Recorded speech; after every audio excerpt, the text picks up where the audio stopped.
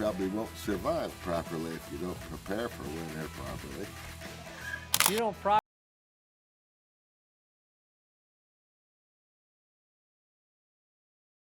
If you watched Mountain Men back in 2012, you'll remember a show defined by pure survival, the wilderness, and the constant battle between man and nature. But what truly made it unforgettable wasn't just the landscape, it was the people living inside it. Over the years, these trappers, hunters, and mountain legends became like family to viewers. When you're out there in the bush, you gotta adapt. There's a lot of risks living out here. I gotta make it work. Ooh. It's a never-ending battle. But as the seasons rolled on, some familiar faces changed course or stepped away. Which of these beloved mountain men legends are still out there in the wild, and which were lost far too soon? Stay with us till the end as we explore the tragic disappearance of its most unexpected cast member, Preston Roberts. We start with the man who never really needed the spotlight.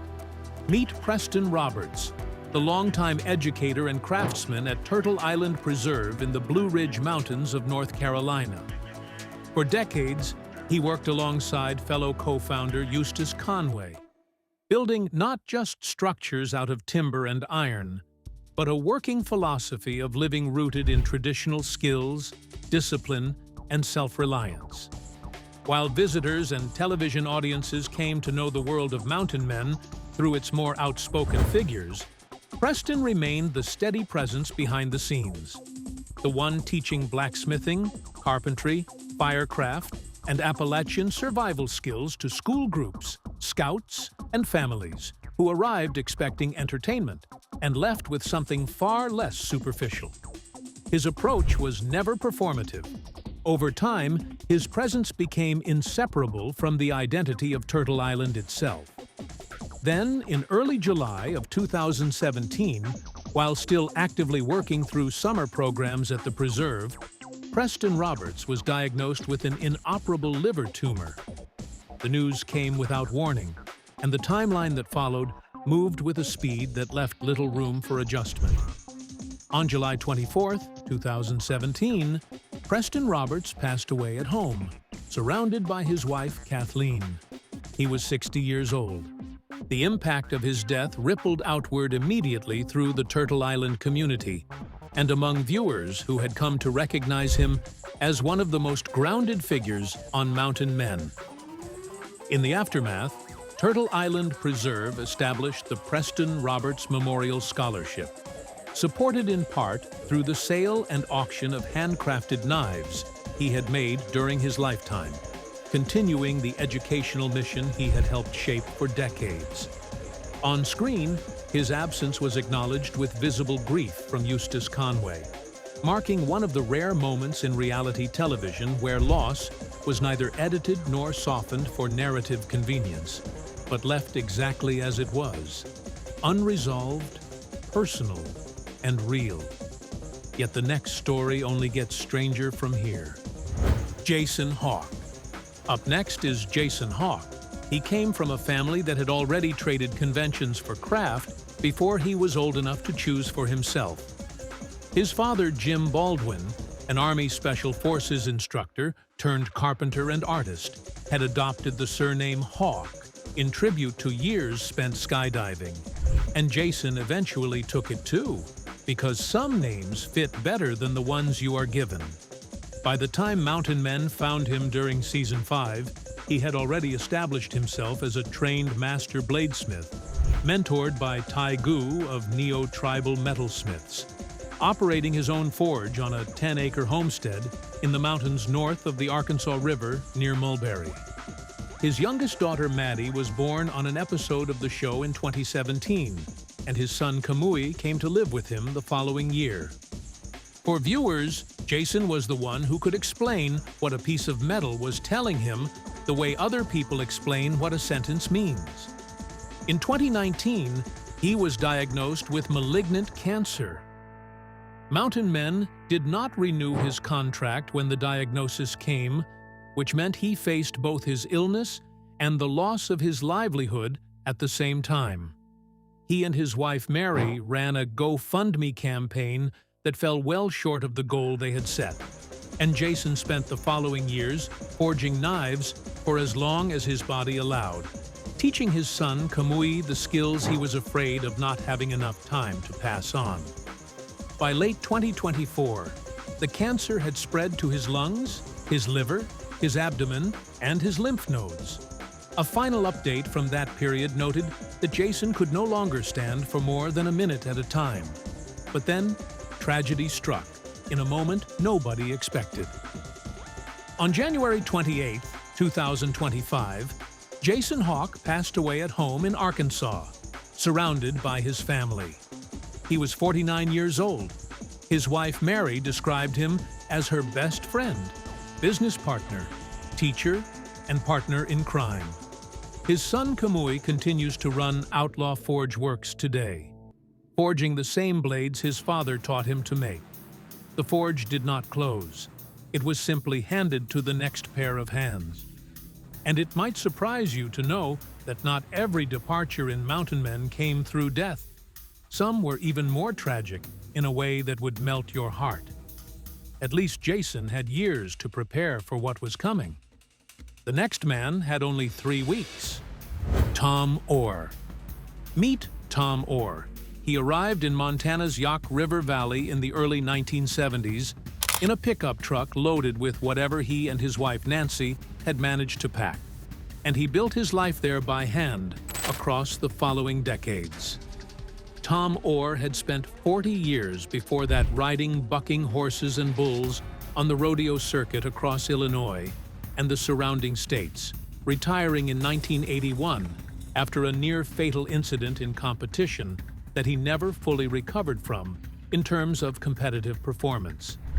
The log cabin he and Nancy built in the Yaak is still the one they live in. Tom Orr was the only original cast member to appear in every single season of Mountain Men from its premiere in May 2012 through what he has described as his final chapter in season 14. Across those 14 seasons, Tom dealt with losses that the show only partially filmed. His daughter Keely, from his first marriage to Jan Fraser, died in 2015. He grieved that privately, in the way men of his generation tend to grieve, which is to say, without much of it reaching the camera.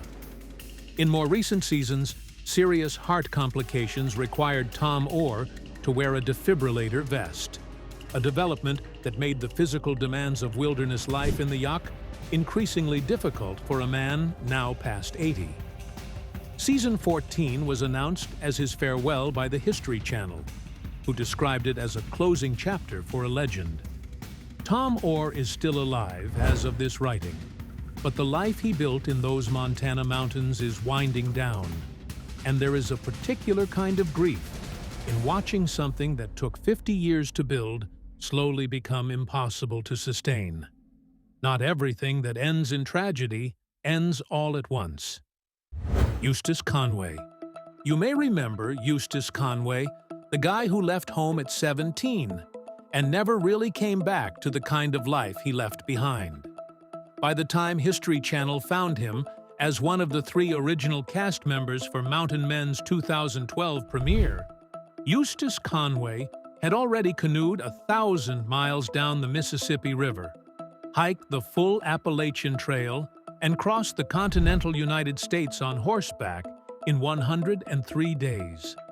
He had founded Turtle Island Preserve in the Blue Ridge Mountains of North Carolina in 1987 and spent the following 25 years building it into a 1,000-acre wilderness classroom where he taught blacksmithing, traditional carpentry, fire-making, and Appalachian skills to thousands of visitors each year.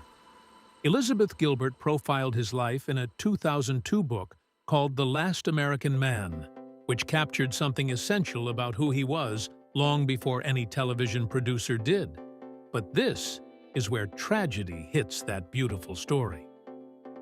In September 2012, Watauga County officials arrived at Turtle Island with building inspectors, health department staff, a tax assessor, and sheriff's deputies. After receiving a tip about structures built without permits, the county obtained an administrative search warrant and conducted what Eustace referred to as a raid on his property. The following month, they ordered him to stop hosting visitors and interns at the preserve entirely, citing safety and health concerns about his hand-built log cabins, composting toilets, and the absence of modern plumbing across the site. Eustace argued that his structures were built to superior standards using natural materials that had sustained human habitation for millennia, and that applying modern building codes to a preserve whose entire purpose was the practice of primitive skills was a contradiction the county was unable to resolve. He took the case to the North Carolina Building Code Council and eventually won enough ground to reopen, but the battle consumed years of his life and left a mark that the show documented only partially. With that pain, Eustace Conway retired from Mountain Men after season 12. The legal fight did not kill him, but it cost him something that cameras could not fully measure. The man coming up next did not lose his land, but he lost the public presence he had spent years building, and nobody has been able to find him since. So keep watching, because it gets better from this point. Charlie Tucker. Charlie Tucker appeared in seasons 2 and 3 of Mountain Men out of his home territory in the wilderness of Maine. And what viewers remember about Charlie Tucker is mostly the simplicity of how he lived and how little he seemed to need from the world beyond his property line. Charlie Tucker was not just a part of the show. He was the heart of season 2. He was a trapper and woodsman who spoke plainly about what the land required of him and what he got from it in return. The kind of figure the show was designed to find, but rarely managed to present without layers of production drama getting in the way. Charlie mostly avoided that. He showed up, he lived, and the camera followed. And here comes the shocker. At the end of season 3, Charlie Tucker left Mountain Men. Now, what made Charlie's departure a painful one was that there was no explanation given by the network. No statement was released, and to make it more shocking, no announcement was made about whether the decision had been his or theirs.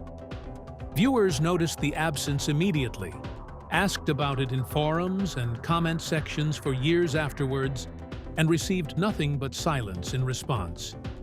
As of today, Charlie Tucker has left no confirmed public trail since his departure from the show. No interviews, no social media, no verified sightings in any documented source. In a cast where almost everyone else left at least a thread of evidence behind them, a business or a post or an encounter with a fan at a local shop, Charlie Tucker left nothing. Some disappearances are explained by privacy. Some are explained by time. Some remain genuinely unexplained, and Charlie Tucker's is among them. But it doesn't end there. Rich Lewis. One of the most surprising things about Mountain Men is that one of its most feared and respected hunters simply walked away from it all. People in Ruby Valley, Montana, called him the Lion Hunter, long before television ever did. That's right. Rich Lewis was already a local legend before cameras arrived. He spent decades running hounds through the high country, tracking mountain lions that threatened livestock and families across the valley he called home. Born in Idaho in January 1954, he learned everything the mountain way from his father and grandfather, where survival wasn't taught in books, but passed down through watching, doing, and repeating until it became instinct. Rich Lewis appeared in more than 80 episodes of Mountain Men, and what made him stand out was how natural he made everything look. There was no performance, no drama, just long days in harsh terrain doing work most people would never attempt. Even the loss of his hound Roxy during filming was shown without exaggeration. just the reality of the life he lived. By season 6, Rich Lewis made a quiet decision to step away from mountain men, saying he was getting too old for that way of life. And just like that, he was gone. What followed shocked many fans. Just like Charlie Tucker, there were no interviews, no explanations, no public presence. Just silence. Occasional sightings in Montana kept his name alive, including chance encounters where people didn't even recognize him at first. A man once known for tracking predators had effectively stopped being tracked himself. He didn't leave in controversy. He didn't leave in tragedy. He simply disappeared back into the mountains. And that's where things change, because the next man didn't leave quietly. He left for something far more personal. Marty Meierotto. There are bush pilots who fly into Alaska for work. And then there is Marty Meierotto, who built his entire life around flying into the Revelation Mountains just to maintain a remote trap line he carved into the wilderness himself. He was one of the 3 original cast members when Mountain Men premiered in 2012, operating a trap line in one of the most isolated settings in North American television, hundreds of miles from the nearest road, with a small daughter named Noah, who grew up watching her father work in conditions that would have stopped most people before the first winter ended.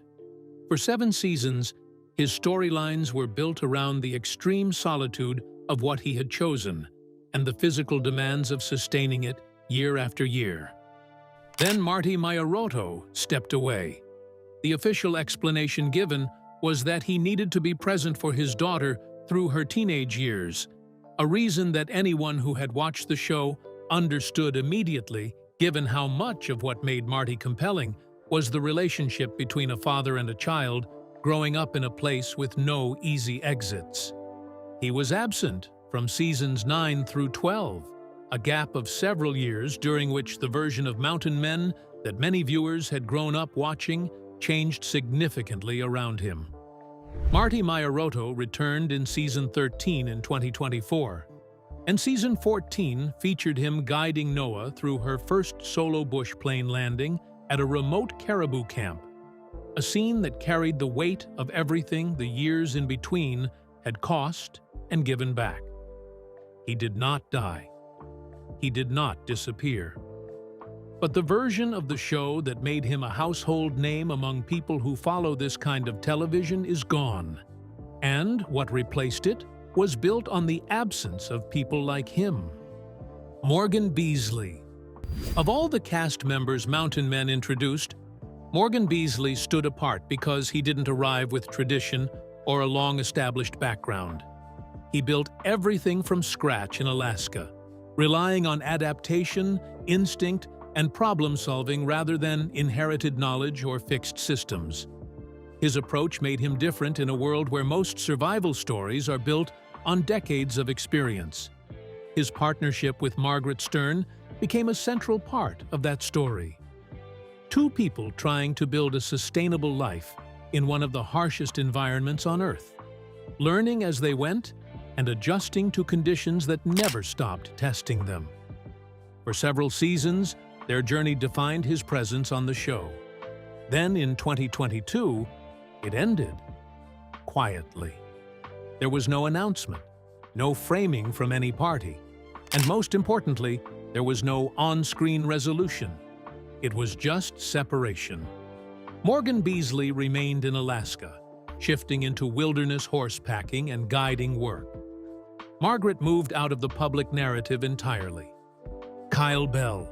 Kyle Bell came on to Mountain Men in season 3 from the world of hunting and guiding in South Carolina, occupying a space on the show that connected outdoor professional life with a more philosophical approach to wilderness that Eustace Conway represented. Kyle Bell was a game hunter and outfitter by trade, someone who understood the practical relationship between people and land through the commercial dimension of that relationship rather than the purely self-sufficient one. He appeared through seasons 3 and 4, quieter in his expertise and less inclined toward self-narration than the format typically rewarded. After season 4, he was not renewed. The network said nothing publicly about why his storyline ended, and Kyle Bell did not offer much in the way of explanation either. He has left behind one of the thinnest post-show trails in the entire cast, which for a show whose other members have been tracked by fans with considerable persistence, is itself a kind of statement. No confirmed business, no documented interviews. He is not confirmed to have died. He is simply gone, as though the cameras were the only thing holding the story in place, and turning them off ended it entirely. Now keep watching, because what comes next is the death of a cast member you may never have even known existed, but his passing would change the way you see the show forever. Jake Herak, Dog Clutch. Now, to wrap it up, we have Jake Herak, who grew up in Montana and began living off the land as a teenager, developing one of the most specialized skill sets the show ever featured. He was a mountain lion houndsman working the Tobacco Root Mountains, running his dogs through terrain that most people would not enter on foot in ideal conditions, let alone in the middle of a winter pursuit. What made Jake compelling on screen was not the drama, but the precision. He understood his dogs the way surgeons understand instruments, each one trained over years, each one trusted with his life in conditions where a mistake does not give you a second chance. In Season 10, Jake's veteran hound Clutch died. The show filmed it without exaggeration or dramatic framing. There was no swelling soundtrack or staged reaction. Just a man and the loss of an animal that had been his working partner for years, shown exactly as it was. For viewers who understood what a trained hound represents in that world, the scene landed with a weight that conventional television grief rarely produces. Clutch was not a pet, he was a colleague. His death left a gap in Jake's pack that no replacement dog could simply fill, because what Clutch knew had taken years to learn and could not be transferred. Jake continued on the show. He kept running his lines, but the audience that watched Season 10 never forgot what they saw in that episode. The silence Jake carried through the scenes that followed was one of the most honest pieces of television mountain men ever produced. Some losses on this show came through death, some came through departure, and some came through a moment so quietly devastating that the show kept rolling and the man kept working, and nobody said anything more about it. Clutch was the last kind, and that is why it still hurts. Let's talk about it in the comments below. Which of these people did you grow up watching? Is there anyone we have missed, or someone whose story deserves more than a few minutes? We would genuinely love to hear from you. Don't forget to like, share, and subscribe. Now click on the next video shown on your screen. You will enjoy it as well.